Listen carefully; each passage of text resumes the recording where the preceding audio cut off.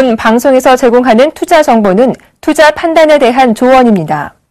방송에서 제공하는 주식의 가치, 가격 상승 및 가격 하락에 대해서는 방송사에서 보장하지 않습니다.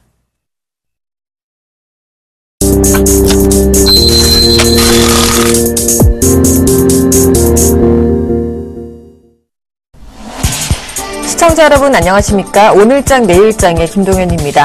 오늘 양시장 모두 기분 좋은 상승 출발했지만 지금 현재는 상황이 좀 달라졌습니다. 자, 코스피 지수는 2041선에서 강보합권에서 거래가 되고 있고요. 코스닥 지수는 심지어 하락 반전하며 545포인트 선에서 약보합으로 거래가 되고 있습니다. 기관과 외인의 쌍끌이 매도 덕분인 것 같습니다. 자, 오늘장 내일장 먼저 준비된 주요 코너들부터 함께 살펴보시죠.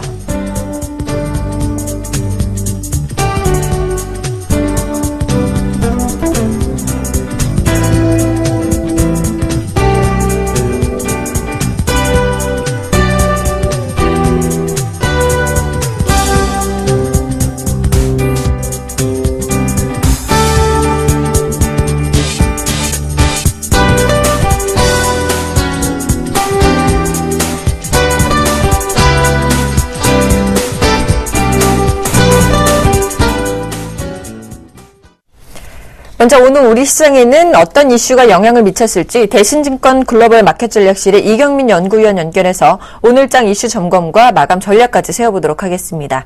안녕하십니까? 네, 안녕하십니까? 네, 오늘 코스피 지수가 이틀 연속 좀 부진한 모습을 보이고 있는데요. 그 이유는 뭐라고 보십니까? 네, 코스피가 2050선에서 계속적으로 밀리는 모습을 보이고 있습니다. 수급적이라는 제한적인 여건 상황 속에서 업종 및 종목별 등락이 엇갈리고 있기 때문으로 보고 있는데요. 오늘 같은 경우 외국인이 순매수 전환하긴 했지만 그 규모가 크지 않고 기관 매도세가 이어지면서 시장은 좀 하락 압력이 커지는 모습을 보이고 있습니다.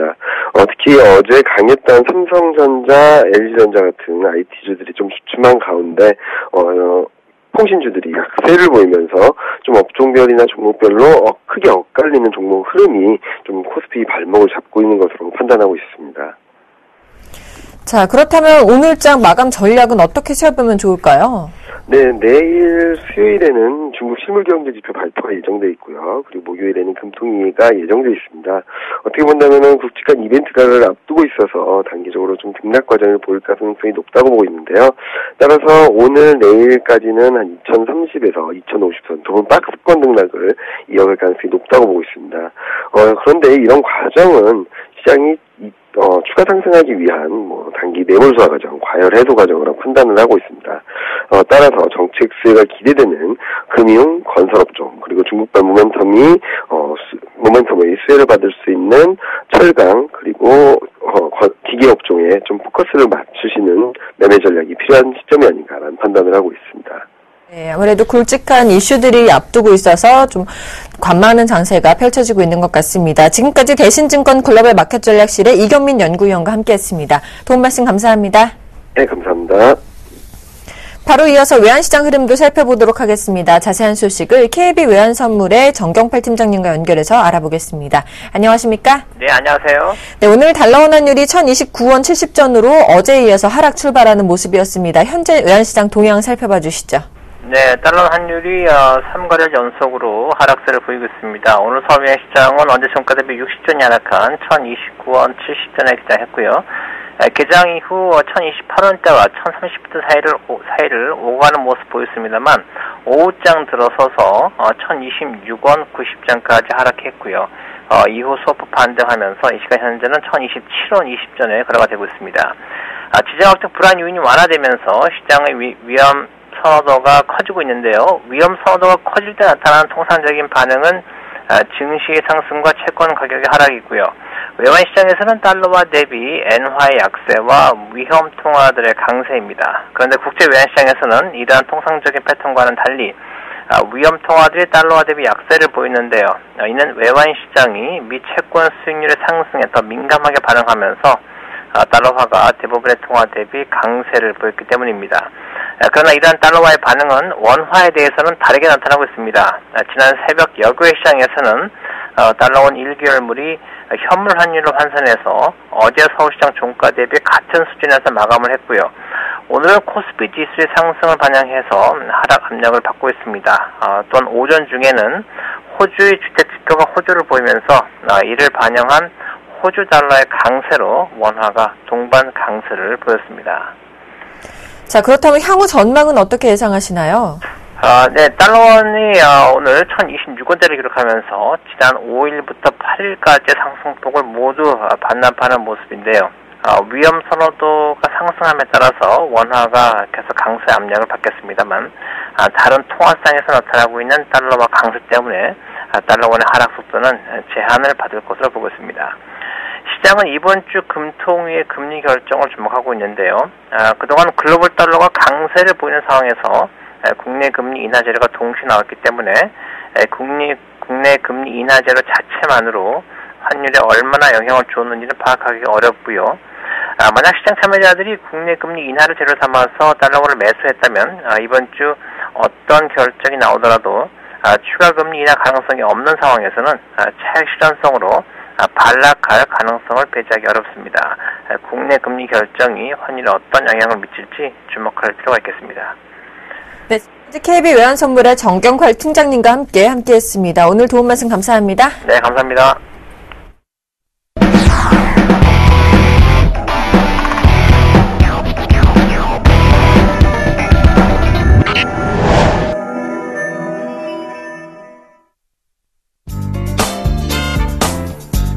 안녕하십니까, 남은호 멘토입니다.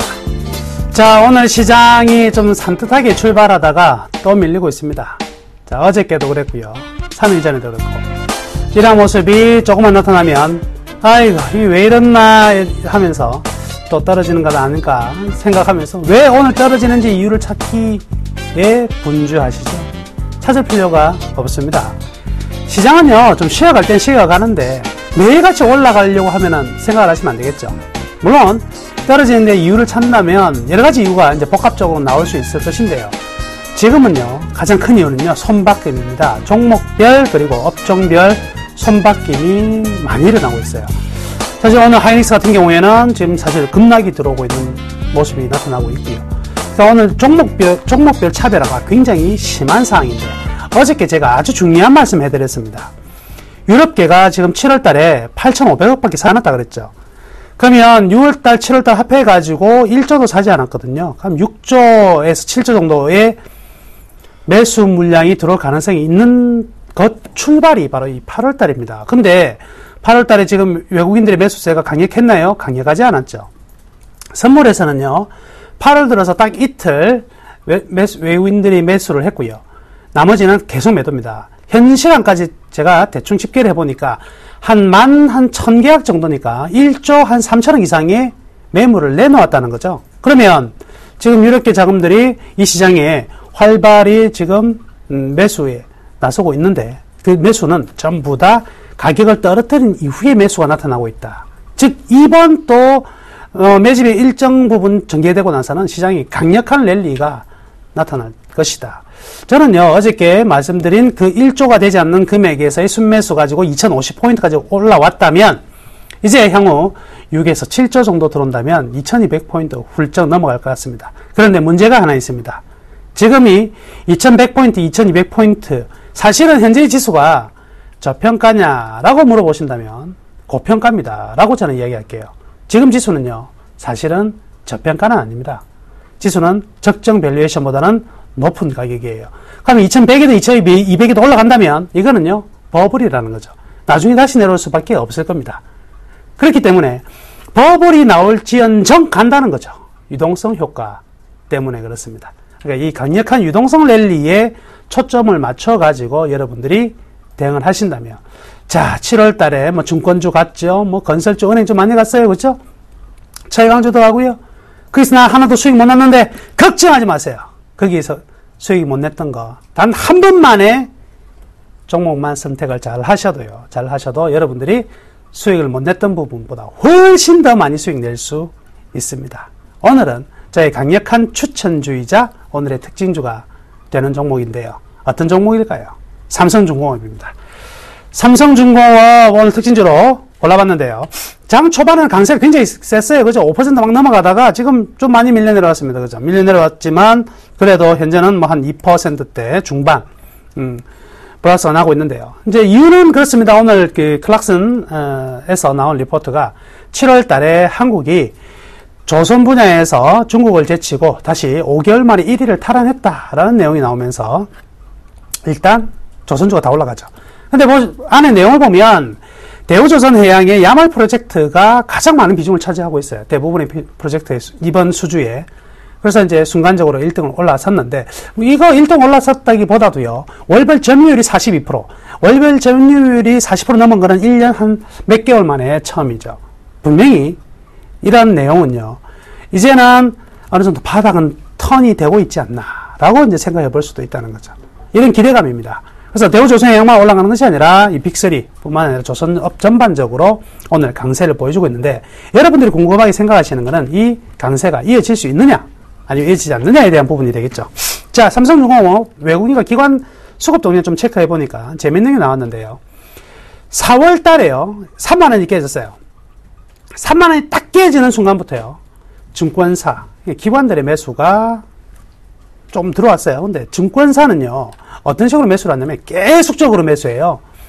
3월부터니까 지금 8월이죠. 5개월 동안요, 3만 원 이하 구간에서는 어김없이 계속 매수 추세를 보이고 있다. 물론 어떤 증권사는 팔고 어떤 증권사는 사겠죠. 근데 증권사 자금은 어떤 자금요? 자기 자금이에요. 자기 자금을 계속적으로 모아가고 있다. 즉 이거는 그냥 쉽게 이렇게 생각하시면 되겠네요. 3만 원 이하는 저평가이기 때문에 얘들이 사는구나, 이렇게 생각하셔도 될 것입니다. 자, 이제 중요한 포인트는 바로 7월 중순 이후인데, 지난 7월 18일부터입니다. 7월 18일부터 외국인이 매수세로 전환이 싹 됐어요. 매수세로 싹 전환이 됐는데, 차트 하나 보시죠. 그림 하나 보시면은요, 수급 그래프인데 좀 재밌는 그래프예요. 수급 차트인데요. 그림 보시면 외국계 창구, 즉 파란색으로 표시해 놓은 외국계 창구의 어떤 매수가 전반적인 거래량이 굉장히 강해지고 있어요. 그래서 전반적인 이 그림을 통해서 전반적인 금액이 굉장히 많아지고 있죠. 지금 나오네요. 예, 파란색 보시면 저게 바로 유럽계 창구예요. 유럽계 창구가 매도도 많아지고 매수도 많아지는데 어떤 상황이냐면 거래량이 전부 다 상위권으로 올라오고 있다는 거죠. 그전에는 한국계 증권사가 계속 거래량 상위에 매도도 매수도 있었다면 유럽계가 부상하고 있다 소리입니다. 즉 여기에도 자금이 강하게 유입이 되고 있다. 그래서 단순히 외국인들이 얼마만큼 삽니다의 문제가 아니라 하루 일 거래량 자체를 외국인들이 늘려놓고 그 속에서 순매수하고 있다. 이 부분이 의미가 있다, 이렇게 볼 수가 있겠네요. 자, 핵심 포인트 몇 개 짚어가겠습니다. 일단 3월 이후에 전 세계 수주 잔량이 줄었어요. 전 세계, 이제 조선업은요, 실적 가지고 하는 게 아니거든요. 조선업은 실적 이전에 수주입니다. 건설도 마찬가지고요. 이러한 수주 산업은 전부 다 수주를 기반으로 해서 주가가 먼저 움직이게 되는데, 3월달 이후에 전 세계 수주 잔량이 계속 감소하니까 전부 다 수주에 목마를 거 아닙니까? 여기에 대한 리스크가 있었는데, 이게 5개월 만에 멈췄다는 거. 여기 의미가 있고요. 두 번째는 8월 달에 이제 일본으로부터 출발됩니다. 대규모 LNG선 이제 발주가 본격적으로 시작될 것 같습니다. 그래서 LNG선에 대한 지금 기대감들 살아 있고요. 자, 제가 삼성중공업을 이 전반적인 다른 조선주에 비해서 사실 탑픽으로 꼽고 있는 이유 중에 하나는요, 바로 이 부분입니다. 해양 플랜트가 2년 동안 엄청나게 손실을 많이 냈죠. 근데 이 해양 플랜트는 제가 이런 말씀 해드렸죠. 휴대폰은요, 시제품을 만들어낼 수 있습니다. 그런데요, 수주산업은 시제품을 만들어낼 수가 없어요. 경험해보지 않고는 절대 원가 산정이 안 되는 게 또 수주산업이죠. 그 원가 산정을 하기 위해서는 어쩔 수 없이 손실을 내야 되는데, 가면 발주를 하는 입장에서는 야, 눈탱이 잘 쳤다. 엄청나게 남겨먹었네. 신나야 할 것 같습니까? 아니에요. 왜냐하면 이 플랜트는, 공사는요, 다음에도 이 회사와 같이 가야 돼요. 어느 한쪽이 붕괴되어 가지고는 이 산업을 끌고 갈 수가 없죠. 바로 여기에서 이번 두 개의 마이너스를 만들었던 해양 플랜트, 임팩스 프로젝트죠. 임팩스 프로젝트가 지금 뭐 하려고 하냐면, 체인지 오더. 이때까지 발주했던 거에서 가격 조정을 해 나가려고 하고, 또는 인센티브까지 지급할 내용들에 대해서 서로 지금 협의하고 있다는 거죠. 이런 부분들은요, 나중에 크게 다가올 가능성이 많습니다. 삼성중공업이 드릴십도 우리나라에서 첫 번째였고요. FPSO 1번째. 그리고 해양 플랜트도 앞서 나가서 매를 먼저 두들겨 맞고 있는 점은 이미 주가에 어느 정도 다 반영이 되었다. 이렇게 보겠습니다. 향후 전망을 보면은요, 삼성중공업이 지금 제일 부족한 게 상반기 수주예요. 상반기 수주가 굉장히 부족합니다. 그런데 왜 이렇게 부족할까요? 네, 전부 다 저가 수주 안 한다는 거죠. 수익성 위주로의 수주 때문에 그렇습니다. 이러한 수익성 위주의 수주는요, 하반기에 수주를 할 수 있는 역량이 커져 있다는 것을 이야기하고, 하반기에 나올 수 있는 LNG 또는 해양 플랜트 이런 부분에서 이제 아주 알찬 공사를 수주할 수가 있다. 이렇게 볼 수가 있겠습니다. 3분기 영업이익은요, 1871억 원, 그리고 순이익은 1480억 원으로 2분기보다 조금 나은 것 같아요. 근데 2분기는 일회성 이익이 있었어요. 일회성 이익이 빠지고 3분기에 제대로 된 이익을 낸다면 이제 분명히 터닝 어라운드가 시작되었다. 이렇게 볼 수가 있겠네요. 자, 밸류에이션 체크하겠습니다. 밸류밴드 보시죠. 현재요, 이 삼성중공업을 보면 이미 밸류밴드가 저 중간을 지점으로 A 포인트를 통과한 이후에 전부 다 우상향으로 다 변해서 있습니다. 실적과 시장 가치 모두 다 우상향 터닝이 되고 있기 때문에 적정 주가는요, 어느 정도 나오냐면 36,000 정도 나와요. 그런데 지금 주가는 뭐 3만원 이하였으니까 증권사들이 안 담을 수가 없죠. 사실 이런 종목 안 담을 수가 없는 상황입니다. 사실은 경기 민감주이기도 하고요. 수주 잔고 우려 분명히 많았죠. 그렇지만 그걸 고려하더라도 지나친 저평가 구간을 저 A 포인트에 지나고 있다. 그러면 우리가 보수적 관점을 고려하더라도 1차 목표치 B 포인트입니다. B 포인트 33,000원까지는요. 무난하게 갈 것 같습니다. 그러니까요. 33,000원이라면 지금 27,000원대잖아요. 단기 수익률 가장 높은 종목에 들어갈 수 있습니다. 삼성중공업 여러분들이 꼭 관심에 가지셔야 되고, 보유하신 개인 투자자 굉장히 많을 거라고 저는 생각합니다. 물론 많이 파셨을 테지만 절대 파시지 마시고 강력하게 33,000원까지는 어떠한 일이 있더라도 팔지 말고 계십시오. 여기서 33,000원 올라갈 때는 그 누구보다 빨리 올라갈 수 있는 종목에 분명히 삼성중공업이 올라가 있을 것이다. 이렇게 말씀해 드리겠습니다. 자, 오늘의 나무의 특징주 Y는 삼성중공업이었습니다. 내일 뵙겠습니다.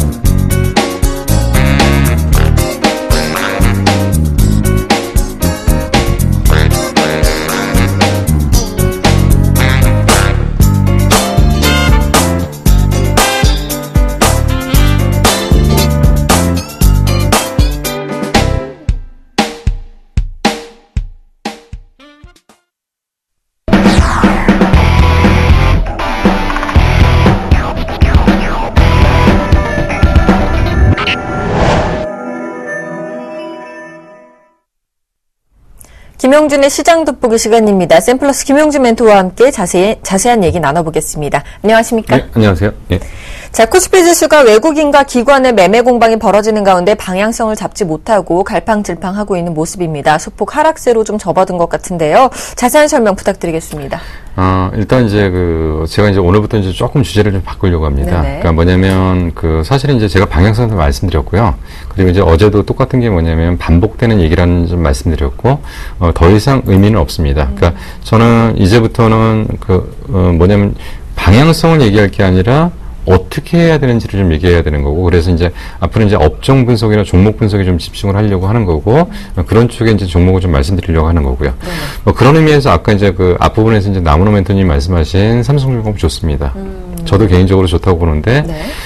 시간은 조금 더 걸리지 않을까. 그러니까 거꾸로 이제 나무노 멘토님은 34,000원에 매도하겠다고 그러는데 저는 34,000원을 돌파하면 사겠습니다. 예, 왜냐하면 그때부터 시작이라고 보는 거니까. 네, 그래서 이제 그런 얘기를 좀 하는 거고, 이제부터는 이제 이 시간을 갖다가 조금 의미 있게 가려고 하는 거고, 그러니까 어떤 장세에서든 수익을 낼 수 있게. 그래서 네. 이제 종목 분석, 업종 분석 이런 쪽으로 좀 가려고 합니다. 네. 자, 그래서 오늘은 조금 생소한 종목인데, 상보 그러면 그 종목에 뉴스가 안 떠요. 왜 안 뜨냐면 상보는 가장 중요한 뉴스 우선순위에 뜨니까 그쵸. 이게 그 종목의 핵심적인 내용들이 안 뜨는데, 사실은 이제 상보라는 종목이 있다는 거를 좀 말씀드리고요. 원론적인 얘기 좀 하고요. 그 집중적인 제가 하고 싶은 얘기를 좀 하도록 하겠습니다. 네네. 회사 개요는 세 가지입니다. 디스플레이 관련 쪽, 태양열 관련 쪽, 그리고 산업 포장재 쪽. 뭐 디스플레이 관련 쪽은 이제 뭐 워낙 이제 IT 경기에 의해서 민감하다고 하는데 일단은 광학 필름이고요. LCD, LED, TV 뭐 모두 포함된다고 일단 볼 수가 있고요. 자, 그리고 이제 태양열 관련 쪽하고 이제 그 겨울철 난방용 차단. 그러니까 어떻게 보면은 이제 우리가 사실은 이제 그 절연을 하려고 하면은 여러 가지 이제 그 방법들을 하는데 사실 이제 그 상부에서 나오는 제품을 쓰면은 이런 부분들이 다 해결이 됩니다. 그리고 산업 포장지로 우리가 이제 보통 얘기하는 PVC라는 얘기를 많이 합니다. 그래서 이제 SPT, 그리고 이게 산업용 포장재, 친환경 관련 쪽의 얘기를 좀 하는 건데요. 그 중에서 이제 그 가장 그 중요하게 좀 보는 부분이 결국은 거기까지는 이제 뻔한 얘기입니다. 뻔한 얘기인데, 지금 이제 제가 지금 진짜로 말씀드리려고 하는 얘기는 뭐냐면, 그런 얘기들이 아니라, 그러니까 지나가는 얘기들을 좀 하는 거죠. 그러니까 지금까지 얘기했던 그 일반적으로 얘기하는 소재 쪽의 디스플레이 쪽, 태양광, 산업포장재 쪽을 얘기하는 게 아니고, 저는 진짜 얘기하고 싶은 거는 이제 CNT나 그래핀, 사실 좀 잘 모르시는 부분들이 좀 많을 것 같은데, 네. CNT라는 게 탄소 나노튜브, 그리고 그래핀은 똑같은 개념에서 조금 다른 개념들. 그래서 상부라노에서는 CNT와 그래핀을 보지 않고는 상부라는 얘기를 절대 할 수 없는 회사라는 얘기고요. 자, 실적적인 측면에서 먼저 얘기를 하겠습니다. 자, 일단은 그 상보가 가장 문제가 됐던 게 뭐냐면 2008년도에 매출 700억 정도인데 2012년 되니까 매출이 2,500억 올랐습니다. 그러니까 뭐냐면 한 4년 정도에 매출이 올라오는 속도가 굉장히 빨랐죠. 그리고 이제 2013년도에 이제 원래 예상은 한 매출 3,000억 정도가 예상됐는데 여기까지는 못 올라가고 한 매출 2,600억, 영업이익도 조금 둔화되는 모습을 보였는데 이거는 IT 경기에 대한 부분들 때문에 좀 나타났던 부분이고요. 자, 그러면 실적적인 측면에서 2012년도에 정확하게 2,500억 정도 찍었고요. 영업이익 220억 정도. 근데 2013년도에 급감했습니다. 2,500억짜리 매출이 2,200억. 근데 항상 이런 쪽은 문제가 되는 게 뭐냐면 매출이 조금만 빠져도 영업이익이 급격하게 하락합니다. 220억짜리 회사가 93억으로 떨어졌는데 14년도 예상치는 뭐냐면 2,600억에 130억. 그러니까 올해는 턴을 하는 겁니다. 그러니까 이 종목에 대해서 이제 굳이 이제 제목을 보신다면 현재와 미래가 있는 소재 전문 업체다. 그래서 현재도 나쁘지 않지만 미래는 굉장히 좋다라는 얘기를 좀 하는 거고요. 이런 부분에 대한 얘기를 좀 해야 될 것 같습니다. 자, 그래서 지금부터는 조금 이제 들으실 때 좀 어려운 부분들이 좀 있을 것 같은데요. CNT라는 얘기를 좀 해야 됩니다. CNT라는 건 탄소 나노튜브라고 하는데, 이제 보통 이제 과학 카페라는 어떤 그런 케이블 TV에서 얘기를 할 때 뭐냐면, 과연 지구에서부터 우주까지 엘리베이터를 놓는다고 한다면 과연 뭘로 가능할 거냐라고 했을 때 유일하게 가능한 물질이 뭐냐면 CNT. 그래서 이제 CNT가 탄소 나노튜브, 탄소를 기반으로 한 거를 갖고 있는데 여기에서 이게 사실은 이제 꾸민 물질이라고 하는 거고 보통 이제 탄소 나노튜브하고 아까 말씀드린 것처럼 그래핀이라는 거는 앞부분에서 잠깐 설명을 좀 드렸지만 철에 비해서 그리고 구리에 비해서, 그러니까 실리콘에 비해서 10배 강하고 구리에 비해서 100배 강하다. 그러니까 탄성이 강하고 돌아오는 속도가 강하다. 자, 여기부터 이제 조금 얘기를 좀 해야 됩니다. 자, 이제 무슨 얘기를 좀 해야 될 거냐면, 이제는 이제 그런 얘기들이 아니라 실질적인 얘기들을 좀 해야 됩니다. 이제 최근에 상보라는 회사가 이제 주가가 한번 급등을 했죠. 잠깐 차트를 한번 보면서 얘기를 좀 하도록 하겠습니다. 며칠 전에 7월 30일 날 주가가 이제 상한가까지 갔다가 상한가를 찍고 그 다음날 주가를 찍고 나서 그대로 출발한 자리보다 더 밀리면서 주가가 좀 하락했는데 네. 가장 먼저 봤을 때는 뭐냐면 거래량이 좀 급감했던 모습입니다. 그럼 여기서 이제 우리가 먼저 체크를 해야 될 게 뭐냐면 기사가 나왔던 게 뭐냐면 스마트폰에 CNT 소재를 적용했다. 근데 이게 이제 비치로라는 데를 통해서 중국 공장에 공급을 한다. 근데 무슨 얘기냐면 ITO 물질을 대체한다. 자, 여기까지 이해가 좀 되셔야 됩니다. 그러니까 무슨 얘기냐면 우리는 보통 이제 스마트폰 중에서 이제 보냐면 G2, GFF, G1F 뭐 이런 얘기를 많이 하는데 그 얘기는 결국 뭐냐면 ITO 물질을 한 면을 붙이냐 두 면을 붙이냐 그래갖고 GFF 방식이라는 거는 뭐냐면 터치스크린 패널 자체에서 ITO 물질을 양쪽으로 붙이는 걸 갖다가 GFF 방식이라고 얘기를 하는 거고요. 그리고 G2라는 것은 ITO 그 필름을 붙이는 게 아니라 ITO 물질을 방막형으로 입히는 과정들이 얘기를 하는데 어느 순간인가 이제 애플 쪽에서 ITO 물질을 생성하는 업체들의 일본 업체를 인수를 했었습니다. 그래서 사실은 이제 우리나라도 ITO 물질에 대한 선점 효과들이 좀 필요한 상황에서 어느 순간에 이 부분을 뺏겨갖고 그럼 ITO 물질을 대체할 수 있는 것이 무엇이냐 그랬을 때 최초로 사실 여러 물질들이 좀 얘기했습니다. 그래서 메탈맷이라는 얘기도 나왔고 여러 가지 얘기들이 나왔는데 최초로 상용화해서 양산을 했던 첫 번째 케이스입니다. 그래서 이게 CNT라는 얘기를 하는 거고요. CNT를 적용을 해서 ITO 물질을 대체한다. 자, 이게 굉장히 의미가 큽니다. 그래서 이제 며칠 전에 이제 비치로라는 데에서 중국 공장에다 공급을 했다라고 했는데 만약에 이게 현실적으로 정말 가능하고 이게 지속적으로 스마트폰의 ITO 물질을 대체할 수 있다라고 한다면 이 회사의 주가는 얼마 갈지 모릅니다. 근데 단지 문제가 뭐냐면 삼성전자가 ITO 물질을 대체하는 CNT를 적용했다 그러면 이거는 뭐 상한가 한 뭐 10개 가도 누가 뭐라고 못했죠. 이 CNT라는 게 좀 쉽게 설명하면은 보호 필름 같은 건가요? 굉장히 다양한 쪽으로 적용하는 게 CNT에서는 뭐냐면 자동차 부품으로 사용할 수도 있고요. 아니면 그 신소재, 그러니까 그 새로운 물질을 좀 대체할 수도 있는 거고, ITO 물질이라는 자체가 그 터치스크린 자체에 들어가는 어떤, 에서 이 반응 속도나 이런 것들을 체크하는 그런 부분들도 되니까 굉장히 적용하는 범위는 많은데, 우선적으로는 뭐냐면, 그 핸드폰의 그 부품으로서의 어떤 소재 쪽으로 먼저 적용한다는 거죠. 그러니까 이것들이 가능하고 지금 일부는 사실은 이제 LG 하우시스 같은 데는 CNT를 적용해서 이제 자동차의 시트 같은 데 적용하는 이런 부분들도 가능하고요. 정말 되게 다양하게 사용되는. 그럼요. 이거는 이제 엄청난 꾸며 물질입니다. 꾸며 물질인데 과연 이게 이제 현실적으로 우리 실생활에 이제 과연 적용이 가능하냐. 그리고 ITO 물질이 엄청나게 비싸잖아요. 그러니까 이게 일종의 사실은 이제 핸드폰이 가면서, 그러니까 우리가 이제 수소차로 못 가는 가장 큰 이유가 뭐냐면 백금 때문에 못 가는 것처럼 똑같은 게 우리가 이제 핸드폰을 가는데 ITO 물질이 워낙 비싸다 보니까 못 가는 부분들은 좀 있던 거거든요.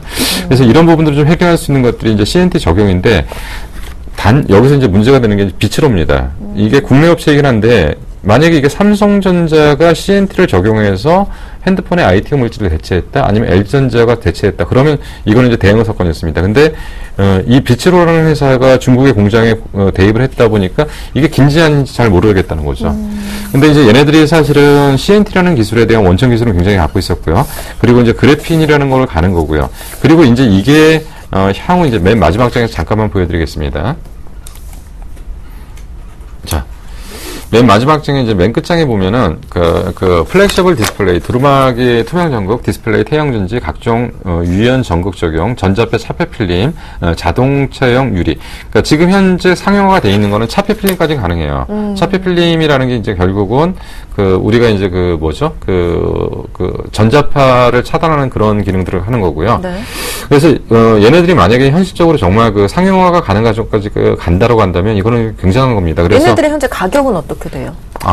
지금 이제 아까 말씀드린 게 상보라는 거는 기본적으로 이제 현재와 미래가 있다라고 말씀드렸잖아요. 네네. 실적은 괜찮았는데 최근에 13년에 실적이 나빠졌다는 거죠. 그래서 주가가 이제 최근에 폭락을 했습니다. 그러고 사실은 이제 상보가 제일 문제가 되는 게 뭐냐면 삼성에서 이 물질을 상용화한다 안 한다 한다 안 한다를 계속 반복했습니다. 그래서 지금 이제 잉크테크하고 상보가 계속 문제가 되는 게 이게 상용화 되느냐 안 되느냐를 얘기를 계속 반복하고 있는데 문제는 뭐냐면 삼성전자라는 회사는 절대로 먼저 상용화는 안 시킵니다.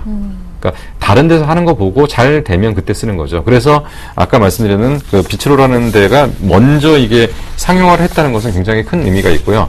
그리고 이제 여기서 이제 LG나 이런 데서 이제 상용화를 하게 된다면 이 물질이 실질적으로 적용이 된다라고 한다면 ITO 물질을 대체한다는 이 하나만 갖고도 사실은 굉장히 큰 사건입니다. 그래서 제가 이제 지금 이제 거꾸로 이제 차트로 기술적 분석으로만 이제 다시 한번 접근을 하겠습니다. 네. 거래량 감소하고 있고 주가는 올라갔다 폭락을 했죠. 근데 실적 때문이라는 거죠. 아니요. 아니에요. 그거는 뭐냐면 그동안 IT 물질을 대체할 수 있는 CNT 물질에 대한 확신을 갖고 있던 사람들이 주가가 올라오니까 팔았던 거죠. 안 팔면은 팔게 만드는 거죠. 그리고 이제 대부분 우리가 보시면 뭐냐면 대형 호재가 떴을 때는 뉴스에 팔라는 얘기를 하는데 뉴스에 팔라는 얘기가 아니라 뉴스에 이미 팔았던 사람들, 그런 사람들이 안 팔면 억지로 팔게 만드는 거죠. 그리고 나서 이 다음부터는 주가가 서서히 반영되면서 이 고점을 뚫었을 때 가장 주가는 강력하게 상승하는 패턴들을 보였다는 거죠. 그래서 이제는 그 상고 같은 경우는 전저점이 이탈하느냐 안 하느냐 이 얘기는 나중 얘기고, 사실 이거는 굉장히 큰 사건입니다. 지금 아까 말씀드린 것처럼 ITO 물질을 대체할 수 있는 CNT를 적용해서 실질적으로 스마트폰 부품 소재로 적용했다는 것은, 이거는 당장의 문제는 아니지만 시간이 지나고 나면 이 얘기가 무슨 얘기인지는 알 겁니다. 그래서 일단 제가 오늘 말씀드리는 건 이제부터 관심을 갖자. 그러니까 바로 사자는 얘기는 아니고 관심을 갖고 얘가 앞으로 어떻게 반응하는지, 그리고 상보라는 회사가 어떤 회사인지, 그리고 현재와 미래가 있는 소재 전문 업체가 앞으로 어떻게 반응하는지, 이 부분을 앞으로 좀 관찰을 해보자는 얘기에서 오늘 상보라는 종목을 설명을 드렸습니다. 알겠습니다. 지금까지 샘플러스 김용준 멘토와 현재와 미래가 있는 상보에 대해서 알아봤습니다. 오늘 도움 말씀 감사합니다. 네, 감사합니다.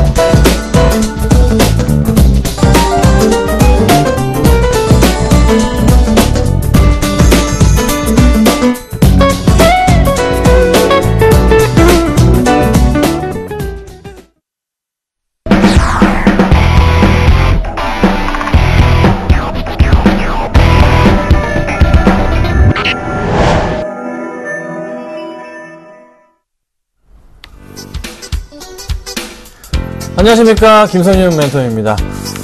시장이 천천히 내려갑니다. 지금 현재 코스피가요 0.08% 플러스권 강보합권이고요 2041포인트 상황이고요. 코스닥은 0.16% 빠지면서 545포인트 중반대 상황 보여주고 있습니다. 자, 계속 말씀드렸던 거는요, 분명히 계속 말씀드렸어요. 뭐죠? 수요일까지, 내일까지는 기다려야 된다. 뭘 봐야 된다고요? 금리 인하하는지 봐야 된다. 금리 인하 기다리자라고 말씀드렸습니다. 지난주까지는 제가 계속 현금 확보에 대해서 계속 말씀을 드렸고요. 그렇죠? 그 전주에는 대용적으로 말씀을 드렸고 잘 맞췄죠? 그리고 어제부터는 제가 금통이 흐름 봐야 된다. 만기 흐름 봐야 된다. 아직 살 때가 아니다. 월요일, 화요일, 수요일까지는 천천히 시장 대응을 해야 된다라고 말씀을 드리고 있습니다. 급하게 사실 필요 없습니다. 왜요? 이유는 그냥 아주 쉬워요. 금리 인하하는지 여러분들 자신있게 대답할 수 있습니까? 저도 모릅니다. 아무도 몰라요. 그냥 가능성 할 것 같다 이거잖아요. 근데 이런 적이 한두 번이에요? 그쵸? 그러니까 급하게 할 필요 없어요. 자, 오늘 시장 천천히 그래서 밀려 내려오는 흐름 좀 조심스럽게 봐야 되지 않을까 말씀을 좀 드려보겠습니다. 자, 종목 상담 같이 해드립니다. 013-3366번에 0110번 아래 번호로요. 문자 주시면요. 제가 빠르게 상담해 드릴 테니까요. 문자 많이 보내주시면 될 것 같습니다. 아셨죠? 자, 수급 100점주 보고 시작하도록 하겠습니다. 자, 오늘 준비한 종목입니다. 네이버, 기아차, 현대그린푸드, 기업은행, 그리고 현대미포조선을 준비했습니다.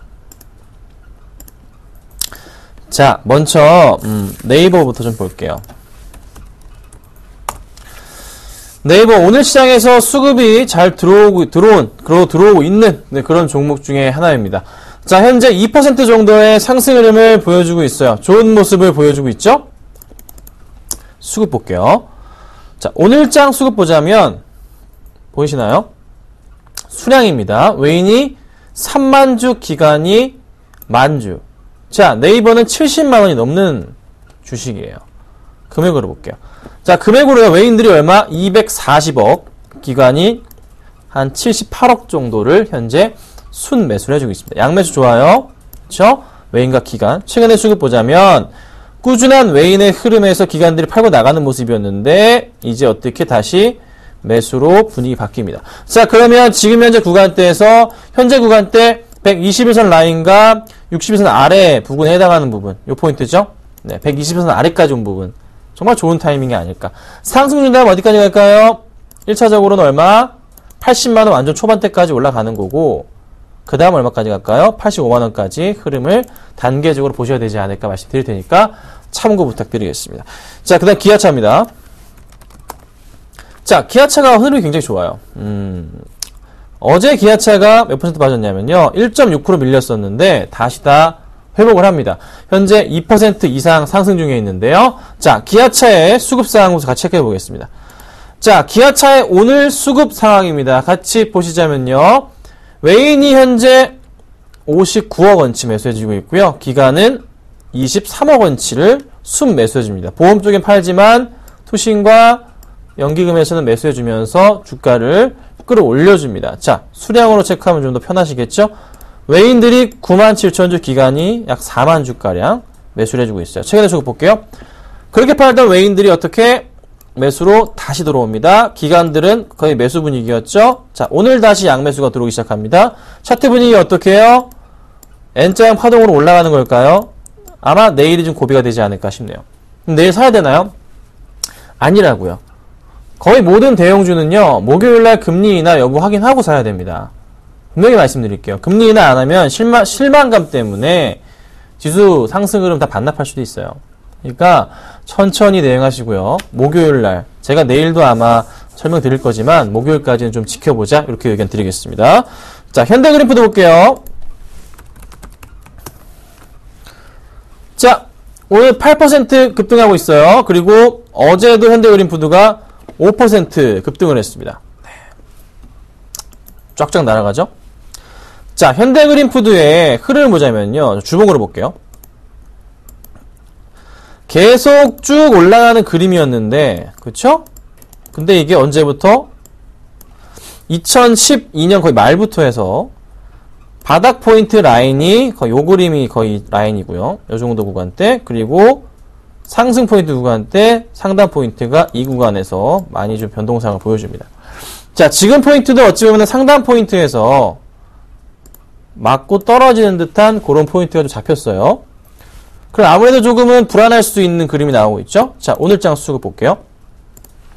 자, 오늘장 수급은 보시자면 외인이 10만 주 매수해주고 있고요. 기간은 2만 1000주 매수해줍니다. 투신과 연기금 쪽에서 매수 물량이 좀 많이 들어오는 모습. 보험 쪽은 매도 물량이 나가고 있고요. 국가에서도 매도가 나가고 있는 모습 포착이 되고 있네요.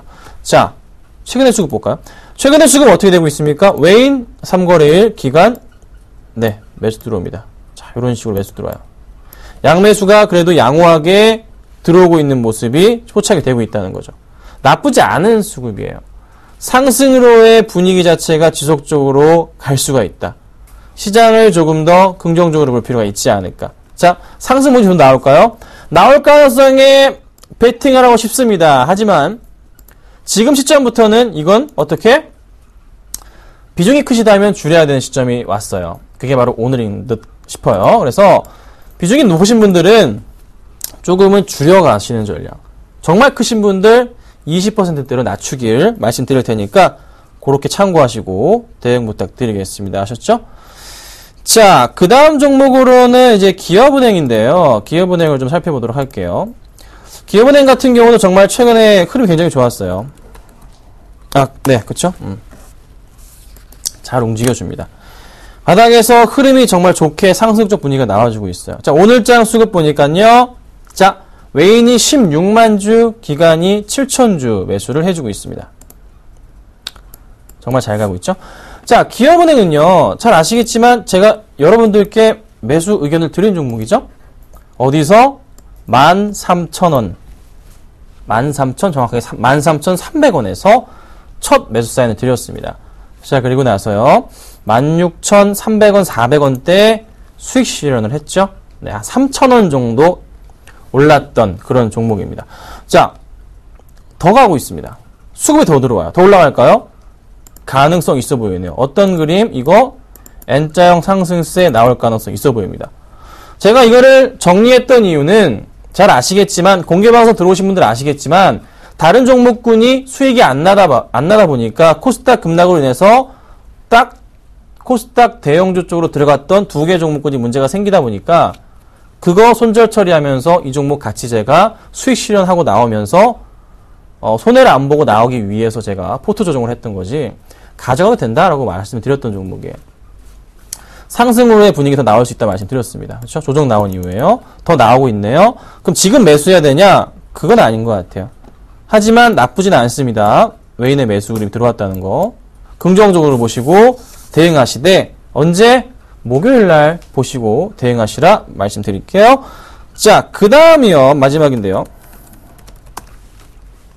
현대미포조선을 준비해봤어요. 사실 오늘 조선주들 흐름이 나쁘지가 않거든요. 삼성중공업도 드디어 두 번째 바닥을 확인한 듯한 모습으로서 항상 말씀드리는 두 번째 포인트, 바닥 포인트가 잡히는 그런 흐름에서 요 바닥 포인트 있죠? 수급이 조금 오전장에 잡히는 흐름이었어요. 오늘장 지금 현재 보면은 외인들은 다시 팔고 나가는 모습이죠. 기관들의 매수가 잡혀주는 요런 포인트. 삼성중공업의 주체는 기관이었단 말이에요. 자, 현대미포조선. 자, 현대미포조선 같은 경우에도 오늘 시장에서 수급을 잠깐 지금 현재 체크해보자면, 보시면 아시겠지만 수량으로는 이렇게 보이지만은, 자, 금액으로 말씀드려 볼게요. 자, 수량으로 기관들이 13,000주, 금액으로 보자면은 기관들이 15억 정도 매수를 해주고 있어요. 네, 보험액과 연기금에서 기타 비용적인 매수가 들어옵니다. 조선주들 전반에 걸쳐서 바닥 확인이 조금 되고 있는 듯한 느낌이 들어요. 근데 현대미포는 지금 사야 되냐? 아니에요. 한번 치고 올라간 다음에 조정 나오고 이렇게 가야 됩니다. 보세요. 이 그림을 기억하세요. 이거는 이미 누가 나왔냐면 삼성중공업은 이 그림이 나왔어요. 그쵸? 네. 그럼 삼성중공업은 수급만 좀 더 들어오는 게 내일과 목요일까지 확인된다면 목요일날 매수할 수 있는 찬스가 되겠죠. 그런 포인트 기억하셔야 됩니다. 현대미포 같은 경우는 이제 시작입니다. 조선주들 바닥을 확인하고 있는 단계입니다. 거의 다 끝났습니다. 저는 거의 마무리 단계를 보고 있기 때문에 거의 8월 초부터 거의 마무리 단계였어요. 걱정 마시고서 조선주들은요, 긍정적으로 보시고 앞으로 제가 아마 자주 거론하게 될 것 같습니다. 잘 지켜보시면 좋을 것 같습니다. 아셨죠? 자, 상담을 좀 해드릴게요. 자, 먼저 현대중공업 바로 말씀드릴게요. 17만원에 15% 말씀드릴게요. 조선주 방금 말씀드렸는데요. 바닥 포인트에 대해서 이제 인식이 되고 있다 말씀드려봅니다. 자, 17만원 라인은 여기 포인트죠? 그쵸? 네, 요 포인트예요. 요 포인트예요. 그러면 현대중공업 같은 경우가 이 바닥 포인트에서 상승을 주는, 거의 매수가 자체는 이 쌍바닥 보시고 매수가 들어오신 것 같은데, 네, 그쵸? 근데 지금 밀리긴 했어요. 그런데 제가 볼 때 다시 지금 상승 분위기가 나오는 시점이기 때문에 올라갑니다. 보통 어디까지 갈까요? 61선 라인과 121선 라인까지의 상승 흐름을 보여주게 되어 있습니다. 요 포인트대로라면은 주가가 좀 더 큰 폭의 상승 개선세가 나오지 않을까. 그러면 제가 지금 선을 그은 라인 바로 위에가 121선과 61선 라인인 거죠. 기다리시면 오겠죠. 그렇죠? 천천히 상승 쪽으로 가는 거고, 이미 이제 뭐 현대중공업 실적 오래감이 있었지만은 회복이 될 거고, 실적 오래감이 그래도 가장 양호한 없는 종목이 이제 삼성중공업인 거죠. 이 친구가 먼저 치고 올라가는 분위기 나왔기 때문에 모든 종목들이 전부 다 따라가는 흐름 자체가 나올 겁니다. 그러니까 천천히 느긋하게 조선주들은 지금 관점부터 해서 대응을 해야 되지 않을까 말씀드려볼 테니까요. 걱정 마시고 현대중공업도 한번 기다려보자. 이렇게 말씀드릴 테니까요. 참고하시면 될 것 같습니다. 뭐 2분기 실적이 정말 최악이었지만 3분기가 2분기보다 더 최악일 가능성? 네, 그건 정말 희박한 것 같아요. 아셨죠? 그 포인트 기억하시길 바랄게요. 자, 그 다음 보면요. 라이온 캠텍이죠? 29,800원에 30% 보겠습니다. 29,800원에 사셨다고요? 자, 29,800원이요? 제가 지금 당황했는데 왜 그러냐면 29,800원은요. 지금 이 종목이 상장하고 나서 최고가예요. 네. 최고가. 어떻게 이걸 이렇게 사셨는지. 이건 진짜 운이 조금 없으셨던 것 같아요. 정말 제가 볼 땐 그렇습니다. 그리고 좀 너무 욕심내셨어요. 방송 안 보시는 분 같아요. 네. 왜냐하면 자, 항상 말씀드리지만 추세의 하단 부분에서 수급이 들어올 때 매수하라고 말씀드립니다. 보고 계시죠? 잘 보세요. 바닥, 동그라미, 바닥, 동그라미, 바닥, 동그라미입니다. 여기서 어떻게 해요? 선을 그냥 긋는다 말씀드리잖아요. 그쵸? 자, 그 다음 어떻게 해요? 평행하게 선 하나. 자, 제가 이거보다 어떻게 더 쉽게 가르쳐 드립니까? 그렇죠? 그리고 이 아래 선을 올려요. 최소한 어떻게 라인에 2개, 3개 위에 맞도록. 요렇게. 이 정도는 되겠네요. 그러면 이 라인의 상당 부분은 슈팅한 부분이 좀 되는 거예요. 윗꼬리가 좀 잘 보이니까. 그렇죠? 네. 자, 종목이 빠질 수가 있습니다. 어떻게 해요? 하단까지 왔다가 다시 올라가는 그림이 나올 겁니다. 그런데 보통은 어떻게 하시냐? 지금처럼 29,000원대 매수하시고 언제 여기까지 내려오면은 121선, 61선 깨면은 수많은 전문가들이 매도하세요 라고 합니다. 매수할 때인데. 예? 그렇다고요. 그러면 안 되는 건데. 그쵸? 그러면 26,000원대 내려오면서 다시 올라가는 여기서 요 라인 깼다가 25,000원대까지 보였다가 25,000원대 와요. 왔다가 다시 올라갈 수가 있어요. 이때 추가 매수를 하시면 돼요. 아니면 원래 그때 사야 돼요. 지금 이 추세 상단에 샀다는 것 자체는 사실 라이온 캡텍 문의 주신 분 주식을 하지 않으셨으면 좋겠습니다. 개인적인 입장은. 도움이 안 되실 겁니다. 해도 마이너스 나실 겁니다. 네, 그만큼 이렇게 상단에 샀다. 네, 그건 아니거든요. 네, 투기성 매수잖아요. 투기성 매수. 그쵸? 네, 그리고 사실 뭐 상장한 지 저는 6개월 미만 종목은 보지는 않지만 그래도 상장한 지 6개월 한참 넘어가서 나쁘진 않아요. 나쁜 종목은 아니에요. 대신에 25,000원대까지도 보일 겁니다. 그리고 나서 다시 올라갈 거예요. 그때까지 참으셔야 됩니다. 또 당장 여기서부터 다시 한번 치고 올라갈 수도 있어요. 그러면 전고점을 다시 뚫고 올라갈 가능성이 있습니다. 아셨죠? 지금으로서는 굉장히 애매한 자리예요. 왜요? 이 추세의 어떤 라인입니까? 현재 구간대가 거의 정 가운데 구간이잖아요. 이때 보통 가운데 구간 자체를 막고서 올라가거나 밑에서 올라갈 때는 막고서 떨어지기도 하거든요. 근데 지금은 굉장히 애매한 구간입니다. 네, 고민되는 구간이죠. 아셨죠? 제가 말씀드린 거 아마 이해를 하셨을 겁니다. 25,000원대까지 올 수도 있어요. 최악일 경우에. 근데 그때 매도하시면 안 됩니다. 이거는 언제 매도해야 되냐면 24,000원 깨지면 매도하는 게 정석이에요. 그거는 못 지켜줄 라인이거든요. 깨지면 24,000원 손절가 잡고 드리고요. 다시 올라간다면 그 다음 포인트는 어디? 31,000원까지 말씀드릴게요. 그 포인트 기억하시길 바랍니다. 자, 그 다음 보겠습니다.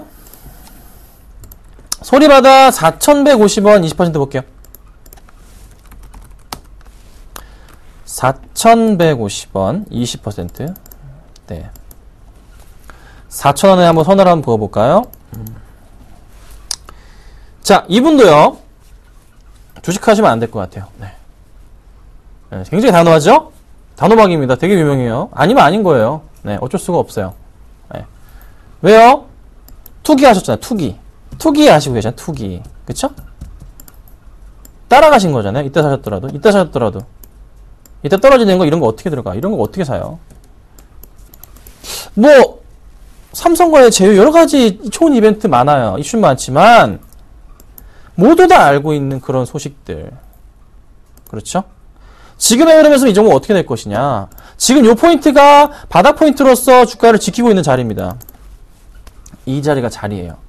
여기 얼마입니까? 하단 자리가. 2,600원 깨면은 골치가 아파지죠? 2,600원 깨면 어떻게? 골로 가는 거예요. 그렇지 않을 경우에 다시 올라가줘야 되는데, 수급 볼까요? 들어오는지? 이거 없잖아요. 제가 누누이 말씀드리지만, 수급 없는 거 하시면 안 돼. 그나마 위안이 되는 게, 기타 법인 쪽에서 매수를 좀 잡아주고 있긴 하네요. 근데, 좀 더 체크는 필요할 것 같고, 애매한 수급입니다. 예. 가져가시다가요, 2,600원 이탈 시에는 손절 처리하셔야 됩니다. 그리고 가져가더라도 얼마? 4,000원 정도 올라갈 가능성 있어 보이지만 아마 1차적으로는 3,500원대가 되지 않을까 싶어요. 마이너스 10% 내외로 손절가가 줄어들었을 때 그때 전량 정리 부탁드리겠습니다. 자, AS 해드릴게요. 현재 들고 있는 종목 잠깐 볼게요. 네, 하나 있죠? 코라홀딩스가 저기 조금 전 시간대 수익이라서 마이너스 1.8%인데요. 현재 마이너스 1%입니다.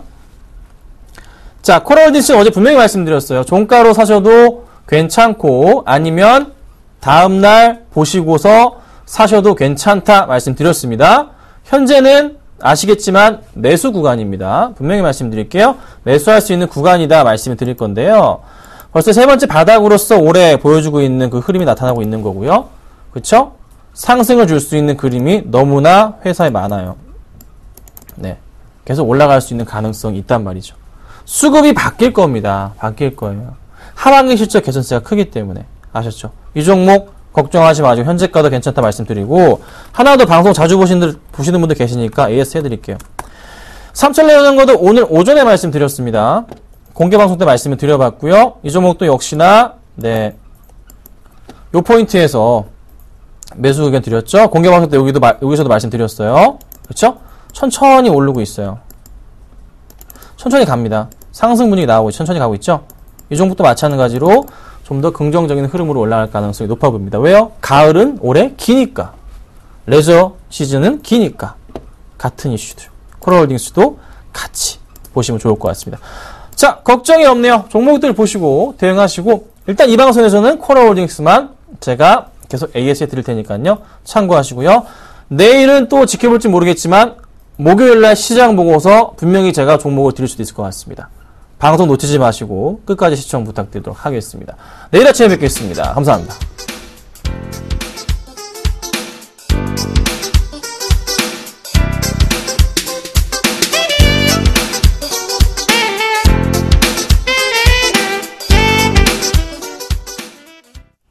장 마감까지 7분여 정도 앞두고 있습니다. 현재 코스피 지수는 강보합권인 2041포인트 선에서 마감이 예상되고요. 코스닥 지수는 약보합권인 546포인트 선에서 마감이 예상되고 있습니다. 오늘장 내일장 오늘 준비한 소식은 여기까지입니다. 시청해주신 여러분 고맙습니다.